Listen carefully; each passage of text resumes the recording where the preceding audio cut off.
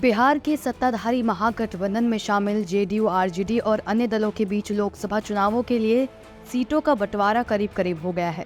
सूत्रों ने बताया कि जेडीयू और आरजेडी आगामी लोकसभा चुनावों में 16-16 सीटों पर चुनाव लड़ सकती हैं, जबकि उसके अन्य सहयोगी दल कांग्रेस और लेफ्ट पार्टियां 8 सीटों पर उम्मीदवार खड़े कर सकती हैं। ये सहमति आरजेडी प्रमुख लालू प्रसाद के छोटे बेटे डिप्टी सीएम तेजस्वी प्रसाद यादव और मुख्यमंत्री नीतीश कुमार के बीच हुई बातचीत के बाद बनी है।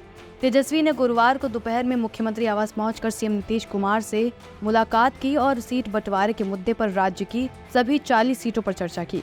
ऐसा समझा जा रहा है कि तेजस्वी अपने पिता लालू यादव का संदेश लेकर नीतीश कुमार के पास पहुंचे थे, जिस पर दोनों मुख्यमंत्री और उप मुख्यमंत्री ने चर्चा की। आरजेडी के एक वरिष्ठ नेता ने कहा कि जिस फॉर्मूले पर चर्चा हुई है उसके मुताबिक आरजेडी और जेडीयू 16-16 सीटों पर चुनाव लड़ेंगी, जबकि कांग्रेस को 5 और वाम दलों को 3 सीटें दी जाएंगी। उन्होंने कहा कुछ प्लस या माइनस पर समझौता किया जा सकता है।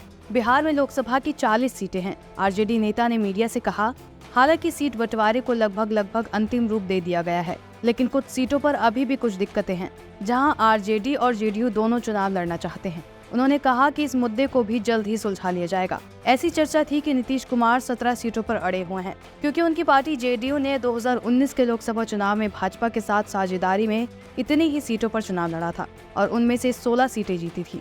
महागठबंधन के एक नेता ने कहा कि अगर ऐसी स्थिति में आरजेडी और जेडीयू दोनों 17-17 सीटों पर चुनाव लड़ते हैं तो वाम दलों को सिर्फ एक सीट से समझौता करना पड़ सकता है। दरअसल जहानाबाद और झंझारपुर सीट पर जेडीयू और आरजेडी के बीच तकरार थी। आरजेडी इन दोनों सीटों पर अपने उम्मीदवार उतारना चाह रही है, जबकि मौजूदा समय में दोनों सीटें जेडीयू के पास हैं। झंझारपुर से जेडीयू के रामप्रीत मंडल सांसद हैं, जबकि जहानाबाद से ही जेडीयू के चंदेश्वर प्रसाद सांसद हैं।